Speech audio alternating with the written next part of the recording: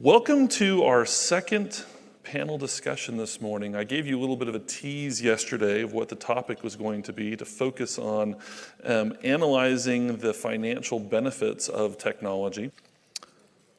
All right, so I'm going to transition and go sit down with our panelists here, and we'll do introductions of this wonderful group that we've got. Now you'll notice we've got 5 people up here, and you see 4 people at the table. Josh, who's one of our panelists, is joining remotely. I pre-recorded his interview, and we'll have him introduce himself here in just a minute. But we'll start off today. Mike, if you can tell us a little bit about yourself and your company. Sure. Hey, so good morning, everybody. My name is Mike Branham. I'm with Point Central, Director of Multifamily Sales. Been in multifamily prop tech for almost 20 years, so it's been a wild ride and a fun journey. But really happy to be here this morning with these fine panelists, and looking forward to our conversation.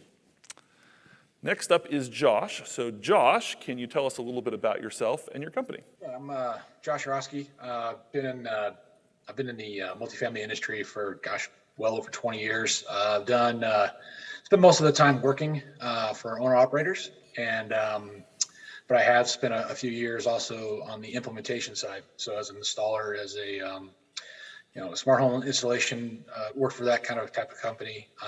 And yeah, I've had a lot of experience with technology and just been doing this for a long time, and kind of seen everything that's come through.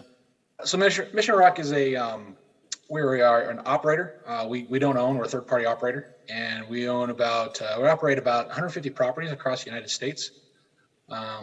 Geographically it's dispersed, roughly about 50,000 units. Oh, I'm sorry, there's about 30,000 units that we're currently under management. And, typically most of our stuff is based in Colorado, but we've got some stuff in California and expanding on the East Coast. Marshall, can you introduce yourself and your company, in Yes. case anyone hasn't heard of them?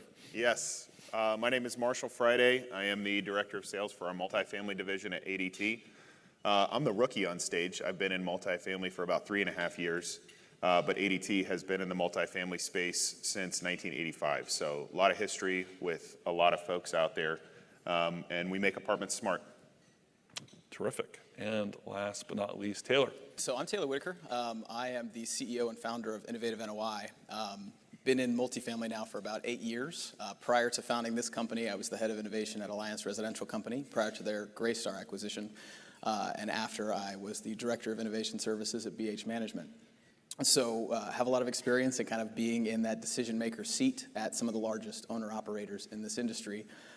So Innovative NOI, we are a third-party data company that kind of exists in the middle between vendors and owner operators, and we are able to provide owners, our clients, i.e., with really valuable data and insight into the quantifiable benefits of PropTech. So we work with about 70,000 units total now across our client base, and we're actively involved in helping them make their PropTech and innovation decisions.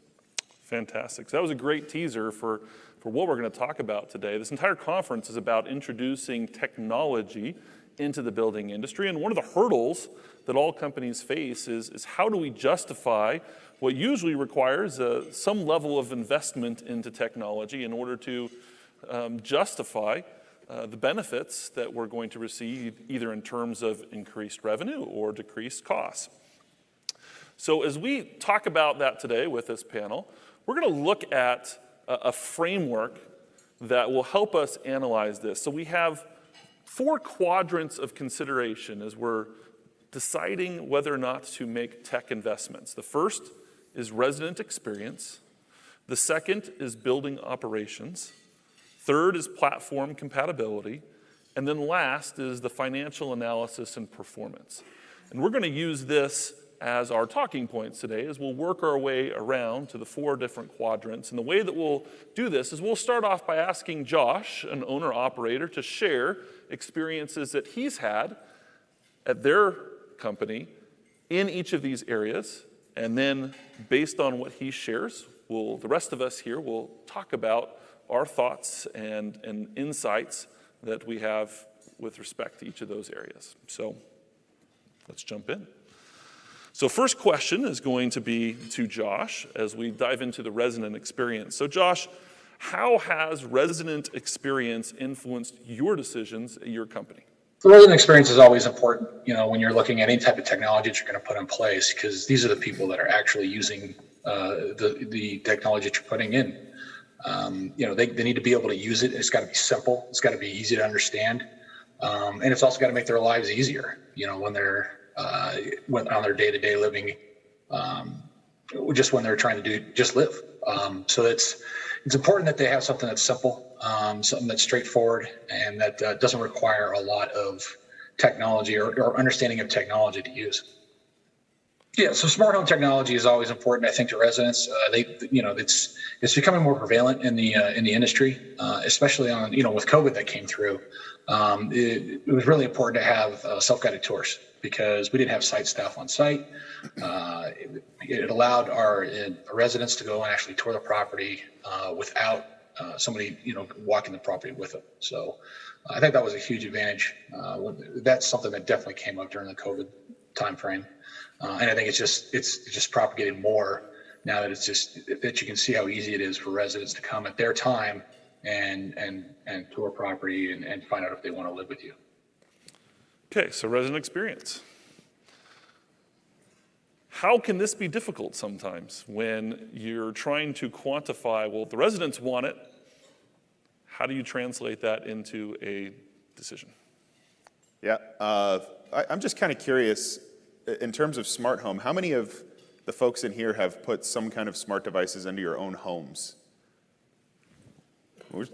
Okay, it's about 90% of you. So how many of you had kind of quantify your experience as easy to use or simple? Has it been, again, show of hands, is it pretty easy to use the smart home? Okay, a decent chunk of that 90%, easy to use the smart home. When it comes to resident experience, one of the things that we found, there's a lot of great amenities that go into multifamily today, from dog parks to fitness centers to any kind of amenity you can imagine.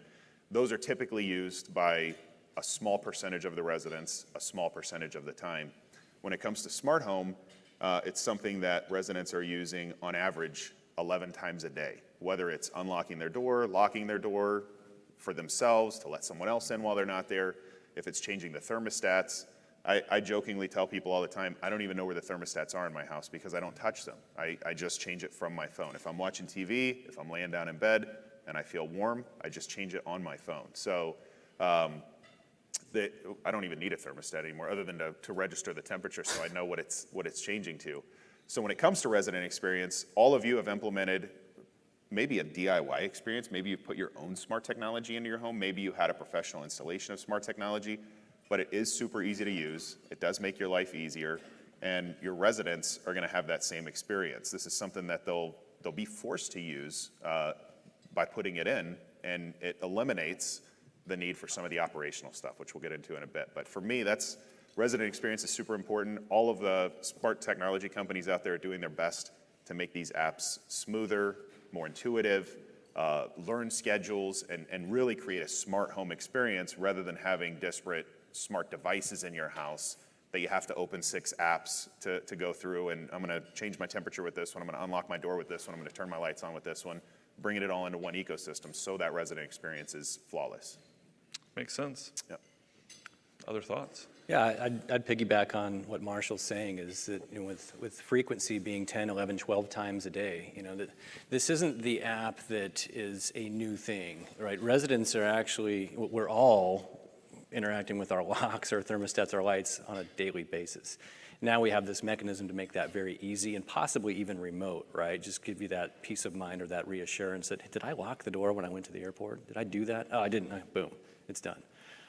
So, just with the show of hands that we saw at the beginning, we're already utilizing smart devices today. So the residents are bringing these devices in some form or fashion into the apartment. So that demand is already there. We're way past go on demand, right? It's just how do we utilize it to ensure it's a simple, streamlined experience? Like we say it a lot, if it's not simple, then it's not smart, right? So, by introducing technology that helps them utilize what they're already using today, but in more of convenient fashion, that might even save on costs, might reduce, reduce cost on electricity, improve peace of mind, satisfaction. Like, why not? Absolutely. removing the friction from the experience to make it simple can't be understated how important that is to customers. I had experience yesterday outside of housing. Before I left on Monday, I had a prescription that I needed to be refilled, and I called my doctor Monday morning and said, hey, can I get this sent over to the pharmacy because I'm flying out tonight and I'd really like to pick it up beforehand. And it didn't happen. And so then at the end of the day, as I'm heading to the airport, I said, well, can you send it to a pharmacy here in Phoenix? And I looked up online, found a CVS 2 blocks away, and gave him the address, and I was kind of dreading what the experience was going to be like to try to get my prescription from a CVS. I don't use CVS at home. And when I was trying to decide in the morning whether or not they had received it, because I had received confirmation the pharmacy had sent it, okay, I'm going to have to call CVS, and how long is it going to take for me to get someone on the phone? And so I called the CVS number, and after like the first 10-second introduction, it's like, we see there are 2 prescriptions for you waiting here. And I was like, what the heck? So they recognized my phone number, tied it into the location, were able to say, we've received the prescriptions. And then the very next thing was, they're not ready yet. Would you like us to text you when they're ready? And I was like, yes. And it's like, I hung up and I'm like, do I need to switch to CVS at home? Like that was just frictionless. Yeah. And they knew exactly what I needed and obviously invested in technology to be able to make that happen. So I think really understanding how the resident experience can resonate can result in people switching to your property. It can result in them wanting to be willing to spend more.